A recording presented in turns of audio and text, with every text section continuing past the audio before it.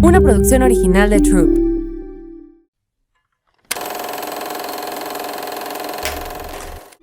Hola, yo soy Carla Cardona y esto es Querida Valeria. Hoy está con nosotros Eduardo del Villar. Él es graduado de Finanzas por el ITAM y cuenta con un diplomado en Wealth Planning de la misma institución. Con más de 10 años de experiencia en el ámbito de Wealth Management, actualmente se desempeña como director social en BBVA, conferencista internacional y es fundador de Centro FDBT AC, una asociación creada en memoria de Fernando del Villar Treviño. Centro FDBT AC tiene como objetivo principal promover un activismo constante en la prevención del consumo de drogas y suicidio. A través de una comunicación dinámica y precisa, busca informar y empoderar a los jóvenes para que tomen decisiones conscientes, priorizando siempre su salud y bienestar. Querida Valeria, gracias por estar aquí, por llenar mi vida de amor, alegría y retos. Tú y tu hermano son lo que me hacen querer ser mejor todos los días y ahora es imposible imaginarme una vida sin ustedes.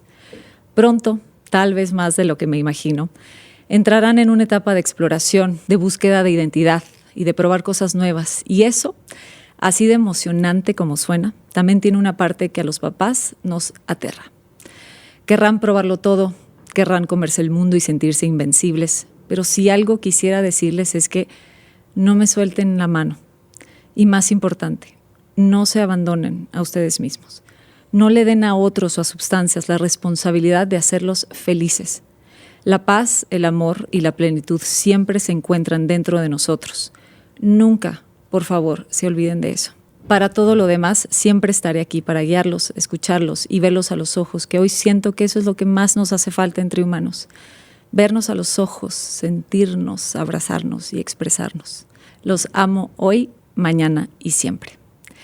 Bienvenidos a un episodio más de Querida Valeria. Hoy está conmigo Eduardo del Villar, activista por la salud mental, prevención de suicidio y adicciones. Hoy me gustaría dar un pequeño disclaimer que vamos a estar tocando temas como trauma, adicciones, muerte, suicidio, para que si sienten que este puede ser algo sensible para ustedes, es el momento de parar y tal vez retomarlo en otra ocasión. Bienvenido, Eduardo, ¿cómo estás? Gracias, Carla, muy emocionado de estar aquí contigo. Qué bonita introducción. Ay, ¿cómo te explico la emoción que me da que estés aquí sentado porque he seguido tu trabajo y tu labor de que será un par de años para acá? Y sin duda quiero agradecerte porque sé que sin querer y también queriendo estás salvando muchas vidas hoy. Creo que has tomado la historia de tu hermano y tuya y de tu familia de una manera sumamente sensible, amorosa y valiente. Sobre todo valiente. No creo que hoy en día muchas personas se atrevan a exponer un cachito de su corazón para que las otras personas puedan aprender de su historia, para poder, como te digo, salvar tal vez alguna vida, tal vez hacer que algún papá se acerque de una manera distinta a su hijo o a su hija, que tal vez puedan tener esa conversación, que no se atreven, porque sé que esto es en los 20, ahorita nos contarás todo, pero necesitamos acercarnos un poquito más a nuestra gente, tenerle o dejarle de tener miedo a las conversaciones, hablar más de emociones, hablar más de temas concernientes a la salud mental, quitarnos un poquito el peso. No solamente es tabú, pesa. O sea, los temas de salud mental pesan, provocan vergüenza, no los queremos ver, los hacemos a un lado, preferimos taparlos, preferimos anestesiarlos de alguna u otra manera. Así que a nivel personal, muchas gracias por lo que estás haciendo. Al contrario, gracias, Carla, por tenerme aquí y por hablar de estos temas que tan importantes son de realmente, como dices tú, acabar con estos tabús. Sí. Porque sí hemos visto que el peor enemigo hacia la salud mental, hacia el suicidio, hacia las adicciones, es el no hablar de estos temas. Entonces, gracias por abrir estos micrófonos. Gracias. Y para quien no conozca a Eduardo, que sea la primera vez que lo estén escuchando, sé que muchas personas sí lo conocen, porque estás muy presente en redes sociales y en eventos y todo, pero sé que tal vez haya por ahí alguien que no te conoce. Me encantaría que nos explicaras, nos empezaras a contar la historia de tu hermano, que es de quien venimos a hablar, a la par de muchas otras cosas, para que las personas tengan un poquito de contexto para que después profundicemos. Gracias, Carla. Pues sí, en efecto, creo que está bien empezar por ahí, porque a raíz de esto es en lo que me he convertido hoy, la persona que soy y el voluntariado que estamos haciendo. Mi hermano, Fernando, era mi hermano chico, mi hermano menor. Era mi mejor amigo, mi compañero. Pues, realmente era la persona con la que podía confiar el 100%. Y tú has hablado de tus hermanos en este podcast. Y cómo existe esta unión, este vínculo, en donde son las personas de tu leal apoyo, en donde no tienes que tener máscaras, en donde no tienes que mentirles, en donde realmente saben quién eres, te aceptan como eres y te ayudan a ser mejor. Y básicamente ese era mi hermano, era mi mejor amigo y mi cómplice.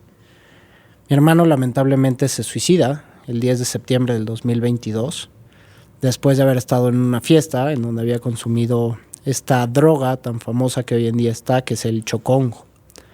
Al parecer mi hermano estuvo en un brote psicótico por más de 8 horas, en donde yo lo llevé a su casa después de la fiesta, en donde él me dijo que ya no se sentía a gusto, que ya quería regresar a su departamento, pero pues yo lo veía en una condición, pues tal vez no normal, porque sí no tenía la coherencia que siempre había mantenido, pero podía caminar, podía hablar, podía decir chistes, nunca un estado alarmante.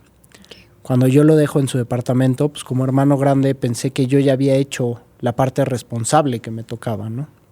Después tengo una llamada a las 3:30 de la mañana, en donde me marca por equivocación. Él quería hablar con mi papá y hasta se me hizo raro que confundiera. Creo que era la primera vez que nos confundía marcándome a mí en vez de mi papá, para hablar con él y pedirle una disculpa. Como que a mí me despertó, estaba un poco enojado, molesto, y le dije: Fer, ¿para qué me marcas? O sea, márcale mañana a mi papá, son las 3:30, mañana platican. ¿Qué tienes? Me dice: sí, pero también le quería platicar como el insomnio. Y a mí muy fácil se me hizo decirle: Fer, pues ya ponte a meditar o cuenta ovejas, ¿no? Como que sin tener esa empatía de lo que estaba pasando y hacer conciencia de que yo lo había dejado a la 1 de la mañana y eran las 3:30 y seguramente le estaba dando muchas vueltas en su cabeza a ciertas cosas que quería platicar y profundizar.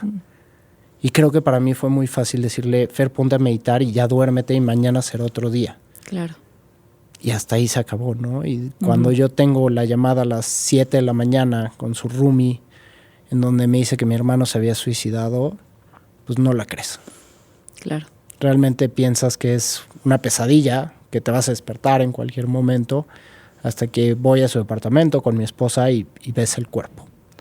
Luego nos enteramos, para hacer el cuento corto, pero estuvo de las 3:30 a las 5 de la mañana subiendo y bajando escaleras, completamente desnudo. Tuvo conversaciones con diferentes amigos suyos acerca del propósito de la vida. El roomie que llegó un poco borracho a su casa después de una fiesta, como que también lo vio en un estado completamente alterado, pero pues como el roomie también estaba borracho, entonces era risa y risa y claro, no hubo una profundización de eso. Y al final mi hermano nos deja un mensaje a las 6:10 de la mañana en donde nos pone: nada es real. Y es el último mensaje que tenemos que él. Y pues al parecer el policía escucha el accidente a las 6:12 de la mañana. Ok. ¿Y cómo fue ese día? ¿Cómo comenzó ese día? ¿Lo viste desde temprano? ¿Estuvieron juntos en la fiesta? ¿Cómo fue ese día? Pues curiosamente había sido el festejo de mi aniversario con mi esposa, en donde fuimos a celebrar, en donde fuimos a una date, ella y yo, para dedicarnos ese tiempo, y habíamos ido al 5. Okay. Que es un lugarcito de jazz en el centro de la Ciudad de México, que recomiendo muchísimo, un increíble lugar. Y la verdad la habíamos pasado increíble. Fuimos a cenar previamente, me acuerdo perfecto, a un español en donde vimos también un tango. O sea, había sido una noche muy mágica de alguna manera. Y queríamos continuar esa felicidad y esa diversión. Le marcamos primero a mi cuñada y después le marcamos, no nos contestó, y luego le marcamos a mi hermano para ver con quién, cómo seguíamos la fiesta y con quién. Y fue cuando mi hermano me dijo: vénganse a la fiesta, estoy en tal lugar, en Constituyentes, me encantaría que vinieran, emocionado, claro, de que íbamos a alcanzarlo. Y pues nosotros también, obviamente. Cuando me contestó con esa emoción, le dije a mi esposa: vamos. Y por más de que era una fiesta de más chiquitos, lo que sea, claro, pues hasta mi esposa dijo: bueno, vamos para allá un ratito. Pero sí, creo que había sido un buen día. Curiosamente no recuerdo, tendría que ser más memoria de qué había pasado antes, pero la cena y la ida al 5 la tengo extremadamente presentes. Claro, por supuesto. Y ¿Y tú habías visto tal vez que en esa fiesta fue totalmente normal o algo viste raro, o las amistades, o fue una fiesta más con tus amigos de siempre, o algo hubo distinto ese día? Pues mira, desde que yo le marqué por teléfono no lo escuchaba tan coherente como siempre, entonces es más, yo hasta le hice la broma de guárdame un chocongo para cuando yo llegue a la fiesta, porque como te digo, se tienen tan normalizadas estas drogas que ya era una cuestión, pues tal vez no de todos los fines de semana, pero sí no se veía como algo alarmante de alguna manera. Claro. Ya entrabas en una periodicidad, entonces pues chistosamente le atiné a que sí había sido esa sustancia la que había consumido.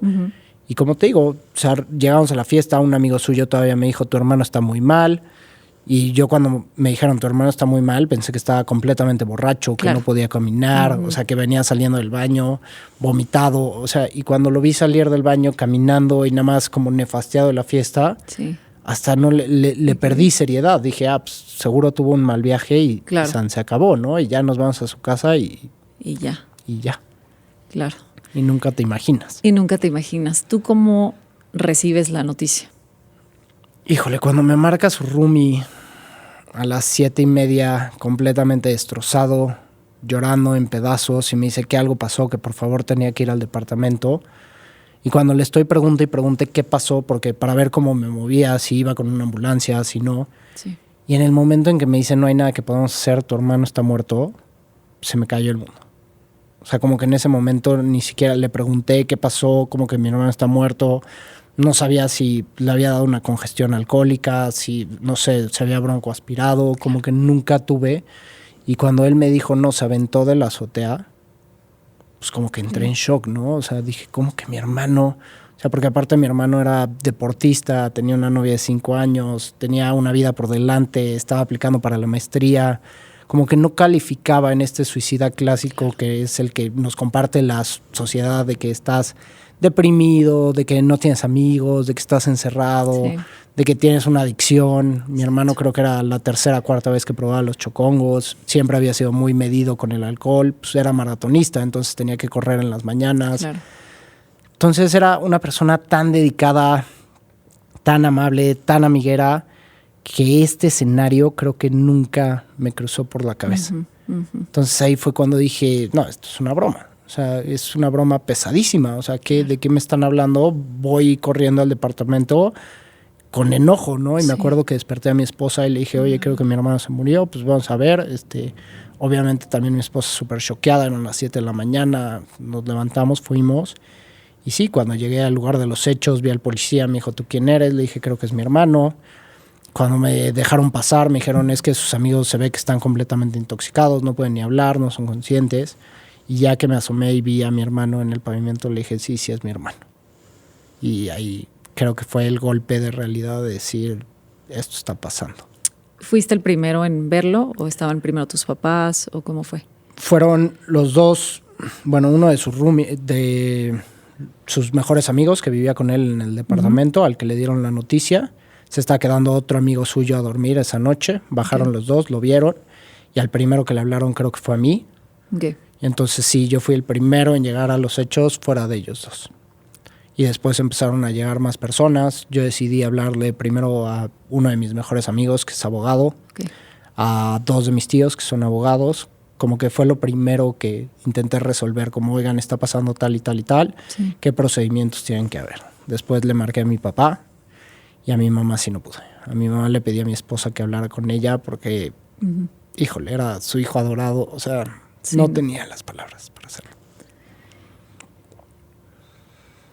¿En qué momento llegaron todos? ¿Tu mamá, tu papá, tu esposa? ¿Su novia era también? Su novia llegó después. Fueron llegando en diferentes facetas. Llegaron algunos amigos de mi hermano también que le habían marcado que el otro mejor amigo de mi hermano les había marcado para que vinieran a acompañar. Llegó, pues, mi mejor amigo, creo que fue el primero que empezó a atender toda la parte legal, que empezó a hablar con los policías, empezó a ver qué procedía. Y digo, ahí fue una decisión complicada, porque cuando yo hablé con mi mamá después de que mi esposa había hablado, le dije, oye, más se tienen que llevar el cuerpo, está en vía pública. Me dice, por favor, que no se lleven el cuerpo, quiero ver a mi hijo. Y me acuerdo que eso fue, o sea, bueno, vamos a hacer lo imposible para que no se lo lleven. Pudimos comprar un poco de tiempo en lo que llegaba mi mamá y sí ver la escena de mi mamá cuando llega, se arrodilla al lado de mi hermano, o sea, es algo que te rompe el corazón en 1000 pedazos. O sea, ese dolor se muestra, es un dolor que creo que no le deseas a ninguna otra persona. O sea, si mi dolor era enorme como hermano, creo que el perder un hijo es lo peor que te puede pasar en la vida. Claro. Creo que siempre, desde que te he visto hacer esta labor, siempre como que quería decirte que lo sentía mucho y quiero decirte que lo siento mucho.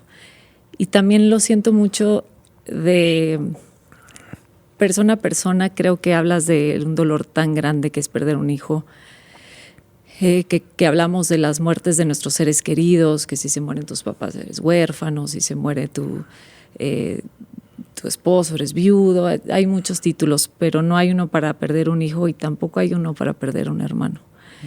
Recuerdo, yo también no he hablado mucho de esto, pero yo también perdí un hermano cuando tenía 17 años. Y te quiero preguntar algo que nunca le he preguntado a nadie. Creo que tal vez nunca había platicado con alguien que perdiera a su hermano. Al menos que estuviéramos en una conversación así, tan íntima. ¿Dónde colocas tu dolor? ¿Cómo lo validas? Porque no sé si te sucedió. Es tan grande el dolor de tus papás, sobre todo el de una madre, que a veces sientes el tuyo como que no tienes permiso de sentirlo. No sé si en algún momento cruzó esa sensación de hay que proteger a tu mamá. Es como el dolor más importante. El mío, después ya veo qué hago con él, pero vamos a sacar esto adelante por ella, ¿no? ¿Te pasó algo parecido? Sí, antes que nada lo lamento mucho igual. Gracias. Un abrazo de persona en persona y creo que esa empatía es lo que falta muchas veces. El descubrir lo que está sufriendo la otra persona por dentro, entonces te lo agradezco y también lo lamento mucho. Claro que me pasó. O sea, es más, creo que en el velorio hubieron personas que lo hacen con cariño y con amor, pero realmente sin mucha idea y sin mucha información, que lo primero que te dicen es tienes que estar fuerte por tus papás. Sí. Que son de esas frases que se te quedan grabadas que dices, maestro, ¿quién eres tú para decirme cómo me tengo que sentir, cómo tengo que estar, cómo sabes si estoy fuerte, si no estoy fuerte? Sí. O qué tengo que hacer con mi dolor. Y creo que al final cada quien está atravesando por un dolor diferente y no puedes menospreciar el dolor de una persona. Porque además es un dolor familiar. Correcto. No es de los solo ni casos. De una ni de... O sea, todos perdieron a alguien, ¿no? Exactamente. Okay.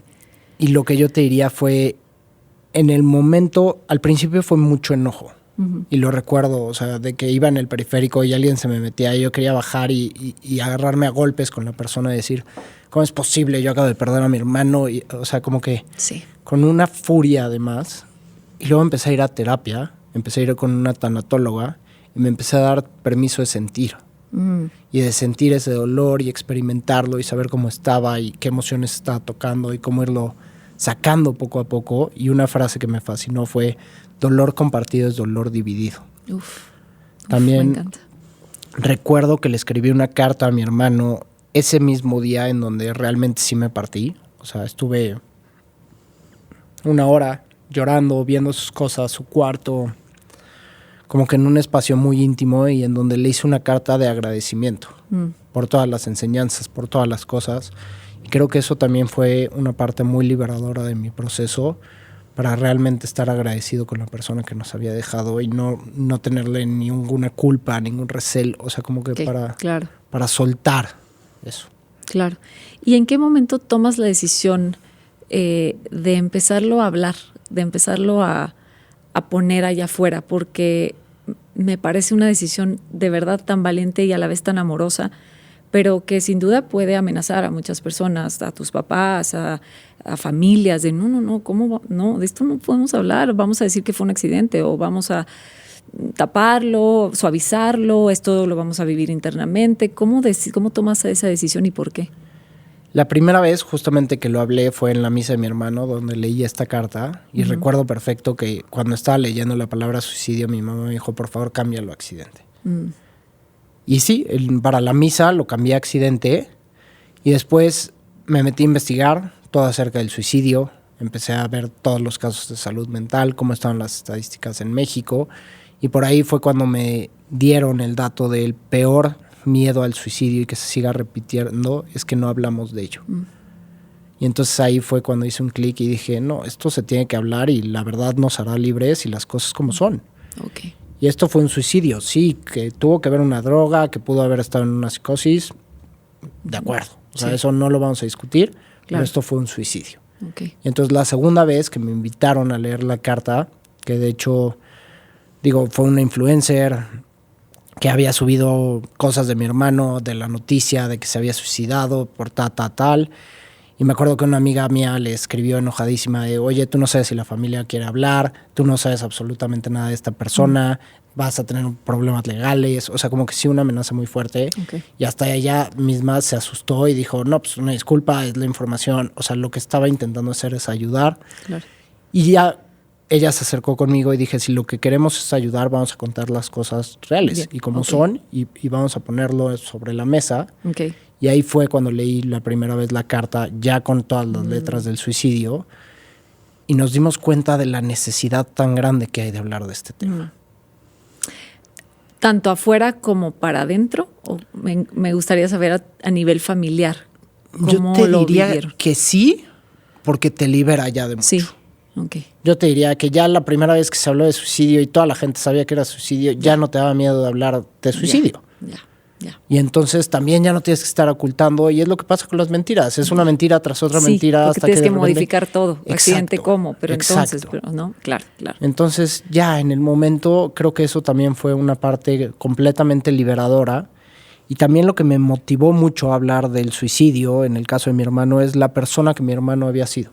En donde no hay peros en el camino, en donde era una persona ejemplar, en donde era muy querida, en donde yo decía, si le pasó a esta persona, te puede pasar a quien sea. Exacto. O sea, casi el que avienta una piedra, el que está libre de culpa, ¿no? O sea, 100%. Y ahora sí me encantaría saber quién era tu hermano, cómo lo percibías tú y cómo era tu relación con él. La verdad es que sí era esta persona increíble, alegre, desde que era chico, realmente era muy amiguero, popular en la escuela, era guapetón, entonces pues, siempre tuvo novias guapas, muy dedicado, extremadamente dedicado, tanto en la escuela con los promedios académicos. Luego lo nominaron en sexto de prepa a un premio que se llama Integer Homo, que es la representación de tu generación ante la sociedad, en donde todos tienen que estar de acuerdo que tú eres el ganador. Entonces creo que eso también fue algo muy bonito. Luego él estudia Derecho en el ITAM, se gradúa con mención honorífica, que esto tiene que decir que tienes más de 9.5 de promedio y que tu tesis es de excelencia. O sea, era una persona que realmente no se conformaba y quería más. Fue el socio más joven de su despacho. O sea, era brillante. La verdad es que sí, era una persona extremadamente culta, muy inteligente. Oye, que además de ser abogado le gustan los números. Dime. Perdón, es que ahorita que dices abogado y socios, tengo abogados a mi alrededor y para ser socio, no, o sea, 25 años es difícil. Muy difícil. Esto es más para... Era asociado. Okay. Pero fue el primer asociado a los 25 años. O sea, también fue y tenía su cubículo. O sea, creo que eran, no sé, 7 oficinas de los socios. Okay. Y después todos los pasantes ahí en los, pues, como las bancas de estas. Y mi hermano ya tenía su oficina. Wow. A los 25 años. Cuando había pasantes, cuando había de 30 ahí en las caballerizas que les llamaban. Sí. Y mi hermano ya con... es que sí. Ajá. Y mi hermano ya con oficina. Entonces, la verdad es que siempre fue esa persona que daba un extra y pues sí, tenía una mente muy brillante. ¿Y cómo era tu relación con él desde niños?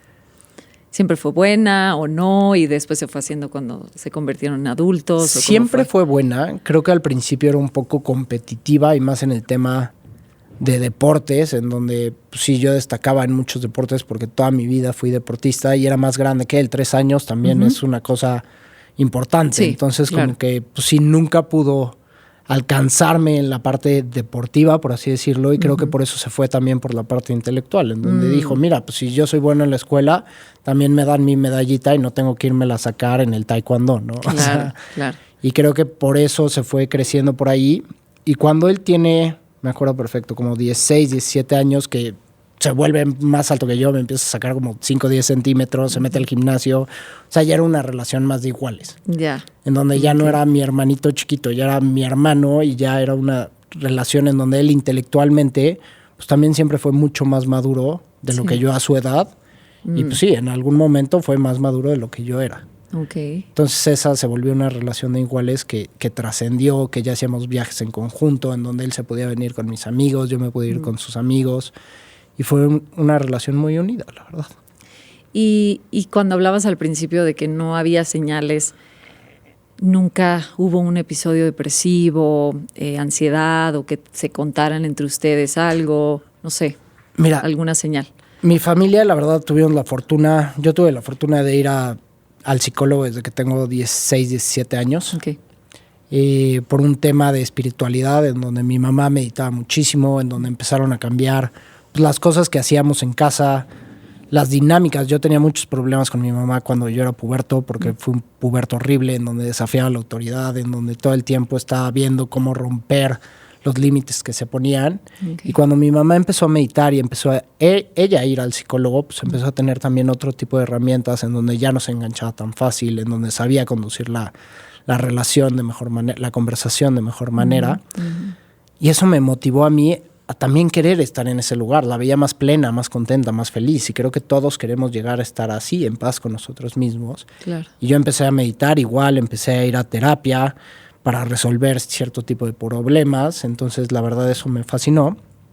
Y la puerta siempre estuvo abierta. Mi hermano también fue 2 o 3 veces a terapia a hablar de este tipo de cosas. Cuando pasa esto, le dijimos a la terapeuta, oye, ¿en algún momento tuviste alguno de estos signos? Nos dijo que no. O sea, que realmente no existía esto. Lo que de repente sí nos puede decir es, tu hermano era completamente exigente con él mismo. O sea, sí, si le escarbas, pues obviamente hay. Va a haber, pero como todos. Exacto. ¿No? Sí. Pero yo no conozco una persona que esté libre de que su salud mental esté perfecta y más en el mundo en el que vivimos, ¿no? Claro. Creo que sí nos hacía falta un paso más allá acerca de la permisividad en las drogas, de alguna manera, la definición de éxito, en donde creo que siempre fue muy material y siempre fue como esto, el puesto, el socio, el coche, sí. Más orientado el tener, al logro y al éxito. Exacto, ¿no? Como decía en la portada de Forbes, de ese hombre de Forbes que tiene el coche de lujo, que tiene el corner office, que tiene el superpuesto, y no tanto en la existencia plena de qué es lo que estás haciendo, a quién estás ayudando, hacia dónde vamos. Creo que eso faltó un poco, que hasta que no pasó lo de mi hermano no nos dimos cuenta. Claro, como que ya empiezas a quitarle las capas a la cebolla, ¿no? Claro. Y no es que encuentres una razón, porque tal vez nunca la va a haber, sino esto que nos hablabas del brote psicótico, de estar en psicosis, de despegarte de la realidad, provocado por una droga, pero siempre queremos saber, ¿no? Siempre queremos darle sentido, que esto haga sentido, porque si no, nos volvemos un poco locos. Decimos, o sea, ¿cómo? Si era alegre, buen compañero, entiendo, buen amigo, buen hijo, como todos con sus problemas, días tristes, no enojos, pero no nada fuerte o nada que le señalara a ustedes, ¿no? ¿Tú qué piensas que...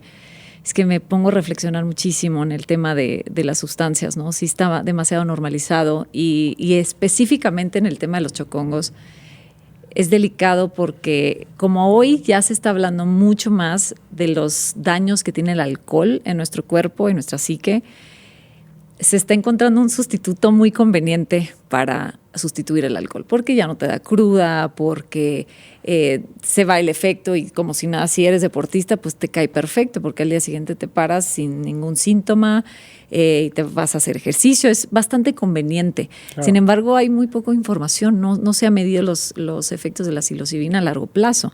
Hoy ya sabemos del alcohol y ya podemos hablar un poco más abiertamente. Hay personas que ya están diciendo, oye, ya renuncié al alcohol. Creo que también hoy es valiente decir eso, porque todavía no. O sea, aunque haya gente en redes sociales que lo diga, no es fácil decir, yo ya no tomo. Es como, ¿cómo? Te ven como bicho rarísimo, ¿no?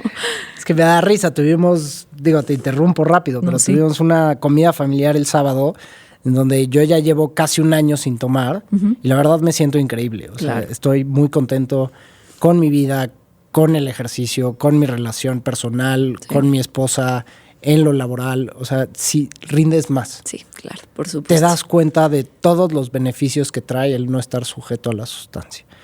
Y entonces me da risa porque llevo mi cerveza sin alcohol a todos lados. Me gustaba mucho el sabor de la cerveza. Sí, okay. Y entonces ahorita la cerveza cero, la Heineken cero van a decir que es publicidad. No es publicidad, no me pagan. Que es buenísima. Buenísima, sabe a cerveza. O sea, no tienes ese diferencial. Entonces yo... De que no sepa nada, ¿no? Exacto.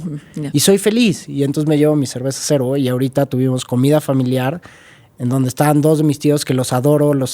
Híjole, son chistosísimos, me caen excelente. Pero sí, ven la cerveza cero y empiezan a molestar de... Sí. Yo una cerveza de hombre, por favor. A mí no me traigas... Que siguen habiendo esos comentarios hasta que mi esposo se voltea y les dice...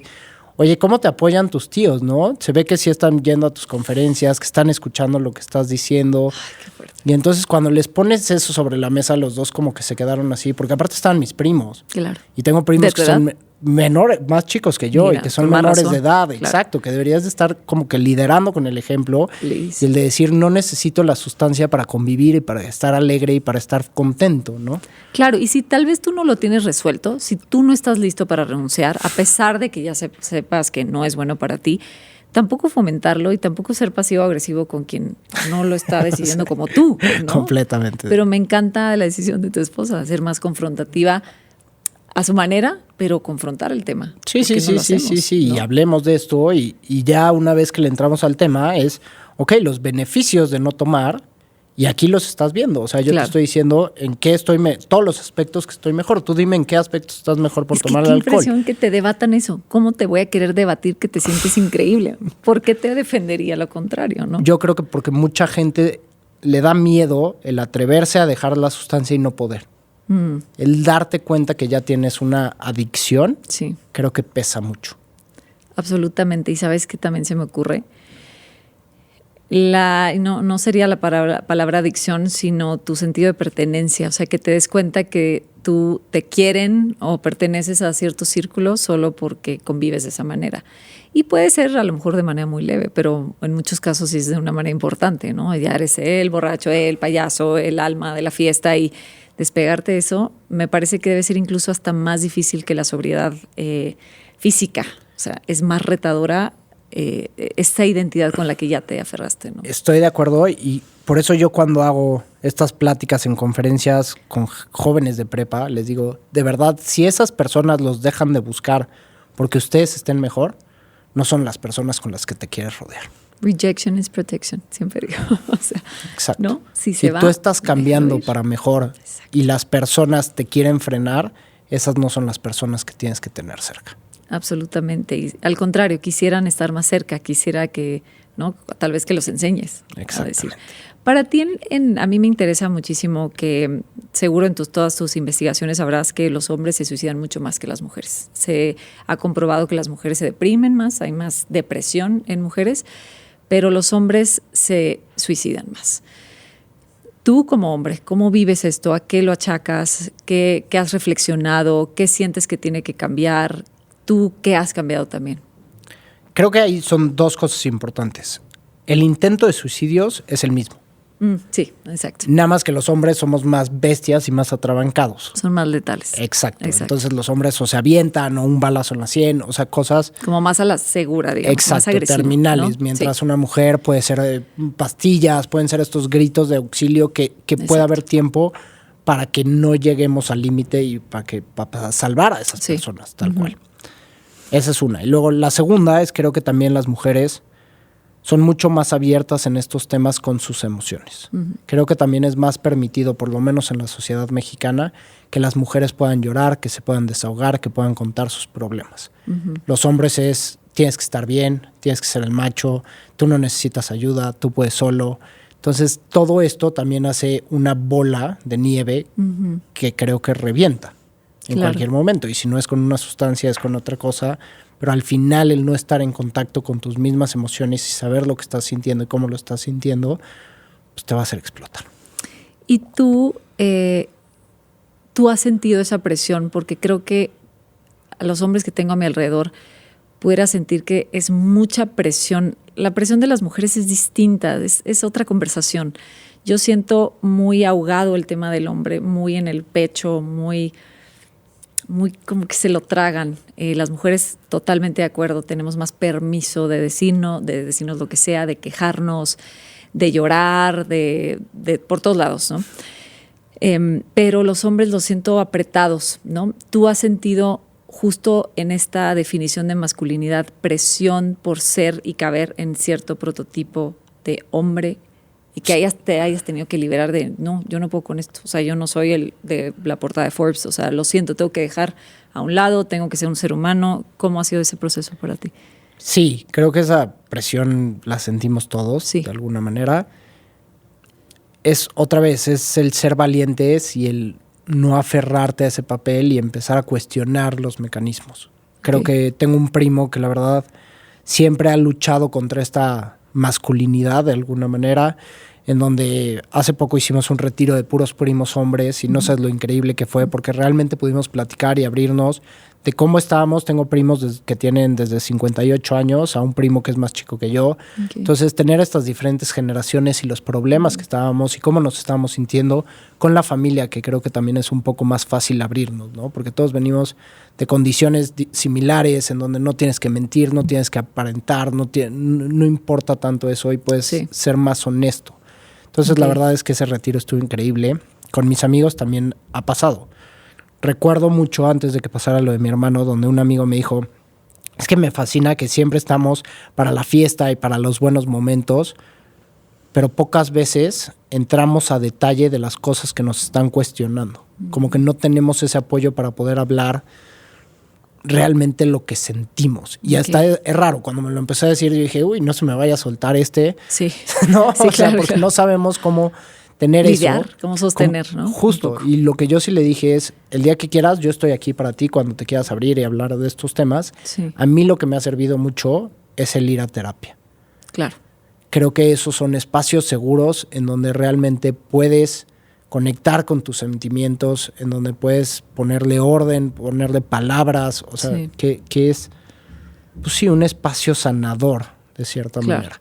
Ya llegaremos en algún momento como las mujeres en donde podamos ser más permisivos con nosotros mismos, podernos contar más abiertamente. Sí. Y yo lo he trabajado, lo he intentado y ya hay amigos que pues me marcan para contarme problemas y decirme, oye, estoy pasando por A, B, C, D, quiero tu consejo porque sé que has trabajado.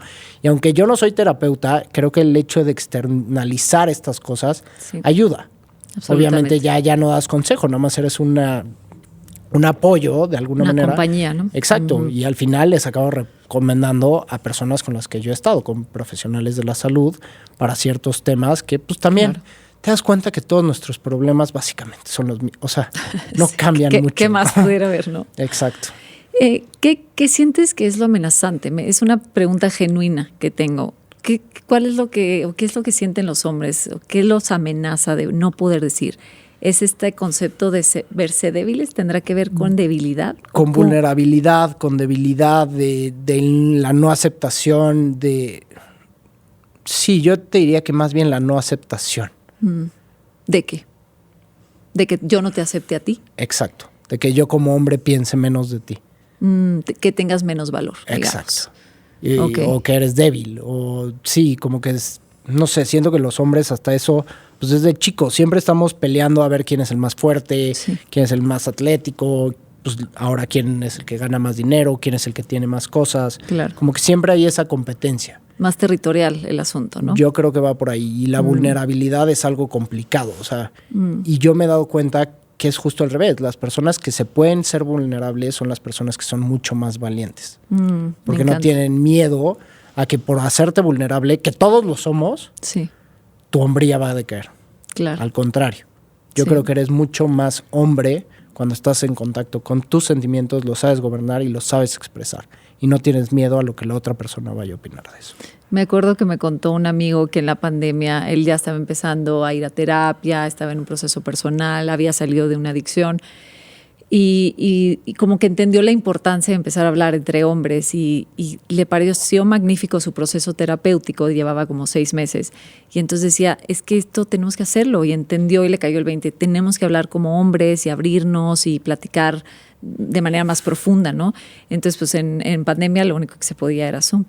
Y me dice, pues yo les mandaba el link. No había una sola persona, o sea, solo en el Zoom. O sea, no había nadie que se conectara a hablar y todos me mandaban mensaje en privado para decirme si estaba bien. Oye, ¿todo bien?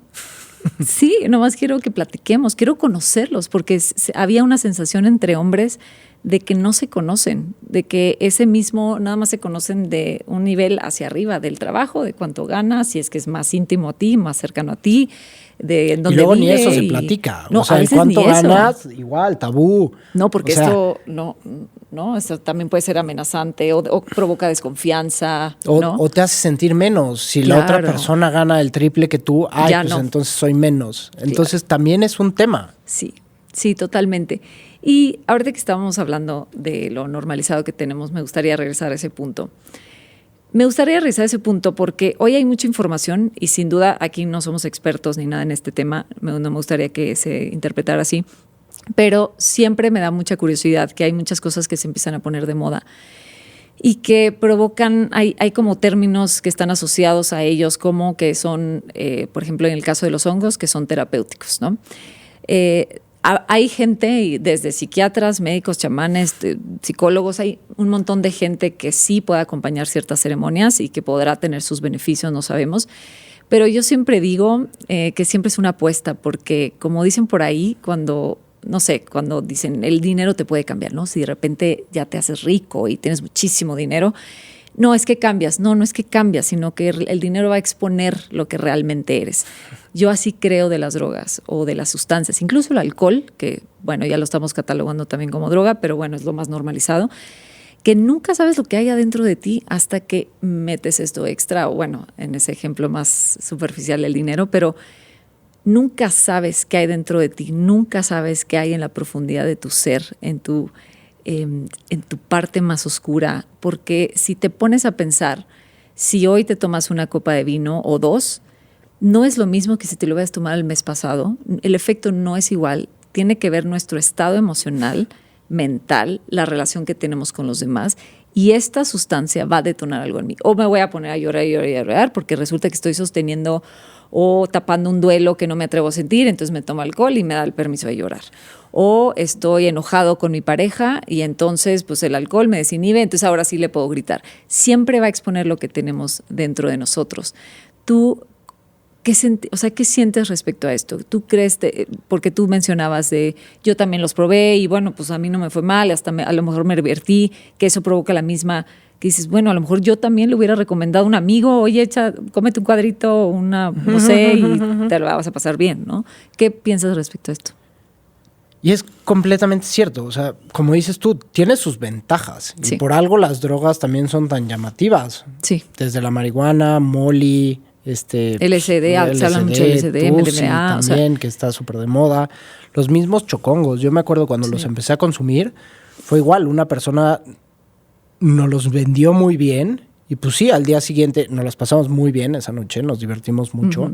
Y al día siguiente estábamos surfeando a las 7 de la mañana, completamente fresco. Claro. Pues dices, qué maravilla. O sea, en las bodas, en vez de tomarte 20 cubas, porque ya es lo que te tienes que tomar para llegar a ese estado de ánimo y ya es algo normal. O sea, ya 20 cubas tristemente es... Ya es. Sí. La cantidad... ¿Por qué? Porque pues cada vez tu cuerpo empieza a generar más resistencia. Claro. Y al día siguiente, pues ya empiezas a amanecer hecho pedazos y más conforme vas creciendo. Yo me acuerdo que podía tomar 18 cubas a los 18 años y al día siguiente pararme un partido de fútbol a las 7 de la mañana. Sí, y después ya no. Exacto. Y ya entonces ya te va costando trabajo, y ya empiezas a tener una desvinculación emocional y ya ya vas madurando y eres responsable de más cosas también. Sí. Entonces me acuerdo, pues sí, esto... Te tomabas 3 cubas, un chocongo, y amanecías perfecto al día siguiente después de la boda y te ibas a la bici de montaña. Claro. Entonces tenía sus cuestiones positivas, sin lugar a duda. ¿Qué es lo que pasa? A ver, yo todo lo que he investigado, y claro que hay psiquiatras que son especialistas en estos temas, que están haciendo estudios para llegar a lugares más profundos, para PTSD, por ejemplo. Sí. Adicciones, justamente. Generalmente adicciones, gente enferma. Sí. ¿Cuál es el problema? Que lo estamos haciendo de manera recreativa. También creo que si tú lo que quieres es sanar y trabajar, pues haz el camino de la terapia, de la introspección, de la meditación, de la escritura, y es poco a poco. Claro. pero es un camino que va a llegar al punto en donde quieres estar y es ir construyendo en tu vida y donde no vas a tener las caídas. Claro. Como tú dices, creo que estas drogas es una apuesta. Sí. Porque si tienes un mal chamán, si tienes una mala experiencia, si no acomodas lo que tenías que acomodar, va a ser completamente perjudicial para ti. 2, tampoco sabemos los efectos que tienen en el cerebro en el mediano y en el largo plazo. Exactamente. Ya hay mucho más estudios en donde hay un psiquiatra que me fascina, en donde dice, nosotros como psiquiatras ya podemos observar el músculo con el que trabajamos. Ya tenemos hematografías en donde podemos hacer el estudio del cerebro, cómo está antes y después de probar una droga. Antes nosotros trabajamos a ciegas. Un ortopedista podía operar, ver el hueso, estaba roto, ok, pegamos el hueso. Claro. Ellos no. Sí. Y lo que sí se han dado cuenta es que las neuronas cambian en tu cerebro. Aunque sea peyote, ayahuasca, o sea, aunque sea muy natural y antiguo y hay cosas que sí, en efecto, no sabemos, sí se dan cuenta que las conexiones cambian en tu cerebro, se pierden neuronas, o sea, las cosas negativas sí las sabemos. Claro. Y entonces, si lo que tú quieres es sanar, si tú quieres ser una mejor persona, más plena, haz el camino conocido. Sí es más difícil, es más tardado, es más largo, pero vas a llegar ahí y cada vez te vas a ir sintiendo mejor en el camino. Y por eso también es más fácil lograrlo. Totalmente. Creo que ese es mi punto. Y perdón, nada más para cerrar, y esto creo que también es importantísimo. También una vez platicando con un amigo me dijo, y hay que poner en cuenta toda la parte social que involucran las drogas. Me encanta. Porque nosotros también pensamos nada más en nosotros mismos y en qué vamos a involucrar tener 3 horas, 4 horas de diversión. Sí. Pero para que esa droga llegara a ti, llámese Molly, Chocongo, cuánta sangre, cuánta muerte. Vivimos en un país que realmente está gobernado por el narcotráfico, en donde los Rapis, los Uber ya son deliveries de estos mismos, en donde el consumo empieza desde los 14, 15 años, y es ponerte a pensar qué país quieres y qué sociedad quieres. Y el poder a quién se lo estás entregando. A las sustancias y a las personas que lo manejan de manera ilegal, o a ti mismo y ser responsable de tus acciones. Entonces creo que esa parte también social es importantísima. Total, y además que nunca sabemos cómo empezó a pasar con el fentanilo, que la gente se fumaba su churrito de marihuana, de repente ya venía incluso alterada esta también, ¿no? Se empiezan a meter, al final es un ¿quién negocio. va a regular también eso? Es un negocio que el dealer lo que quiere es tener más dinero, el narcotraficante ¿qué es lo que quiere? Que tengas más dinero, que consumas más, que seas más adicto. Claro. Entonces cada vez las drogas se hacen en laboratorio, ya no son estos churros que se dan en Morelia combinando plantitas, no. Ya tienen una ciencia, ¿para qué? Para que cada vez sea más recurrente la persona que está consumiendo y cada vez gaste más la persona en esas drogas. Totalmente. Tú en tus conferencias, en las pláticas, ¿cuál es el consejo que les das a los jóvenes? ¿Qué te platican ellos? No sé si tengas como estas secciones de preguntas y respuestas. Sí. ¿Qué es lo que más los limita? ¿Qué es lo que más les cuesta decir o decidir, etcétera? Mira, la verdad yo creo que es lo que más me gusta de las conferencias, esta parte en donde se vuelve una plática, de saber y entender también ellos lo que están pasando, qué se les está ofreciendo, cómo se están sintiendo y qué es lo que piensan realmente de las drogas. Y muchas veces es pura presión social por las que ellos están entrando. Es falta de autoestima también, de no saber lo que vales tú, de querer pertenecer con personas que tal vez no son los mejores para ti. Claro. Creo que también tienes toda la parte, empieza con el alcohol. O sea, cuando tú empiezas a tomar el alcohol, reduces todos los riesgos que hay. Y entonces no tienes esta capacidad de discernir y tomar mejores decisiones. Empezamos a tomar alcohol desde que tenemos 12, 13 años. Y eso no te deja desarrollar el cerebro de la manera más adecuada para después poder enfrentar todas estas decisiones que vas a tener a lo largo de la vida. ¿Qué es lo que me gusta? Es decirles, a ver, ustedes son libres de hacer lo que quieran. Yo no soy su papá, yo no voy a venir a regañarlos. O sea, creo que no es la prohibición. Es la solución, ¿no? No, yo creo que es la concientización.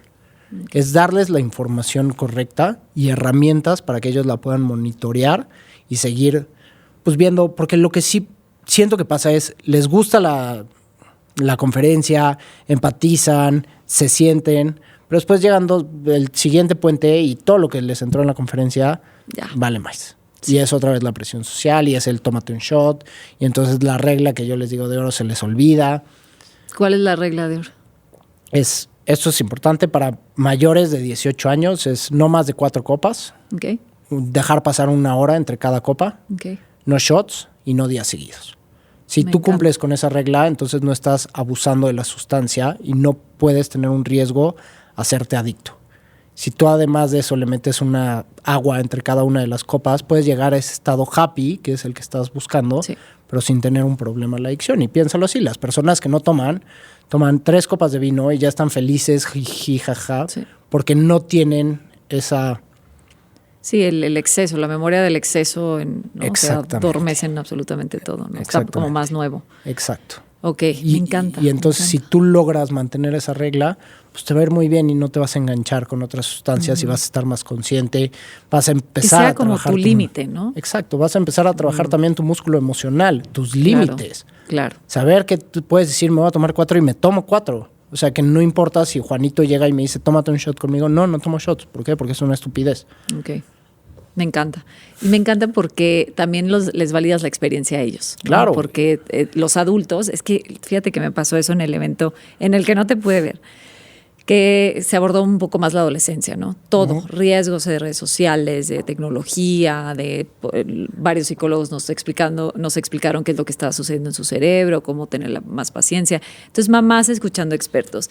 Y de repente me quedé pensando, es que aquí falta un adolescente. ¿Por qué no hay un adolescente conferencista que nos venga a hablar de qué es lo que siente, de qué es lo que lo aqueja todas las noches, de qué le da miedo ir a la escuela, le da miedo enfrentarse con qué lo van a rechazar, con qué se van a burlar, o con que tiene que mantener cierta imagen, o qué es lo que le llama la atención de estar 24/7 en las redes sociales posteando y dando likes?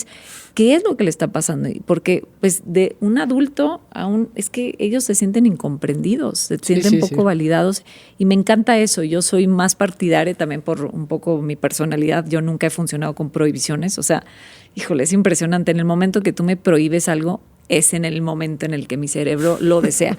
Si puedo tener una buena relación con la comida, de repente me dices, ¿tienes prohibido el pan? Ya mañana pan, estoy pensando en pan, y en pan es lo único que se puede, ¿no? Entonces me encanta estas fórmulas que son súper sanas, porque les das como ese permiso de cierta exploración, que tienen mucha necesidad de exploración, sobre todo en la adolescencia, ahorita que estamos hablando, ¿no?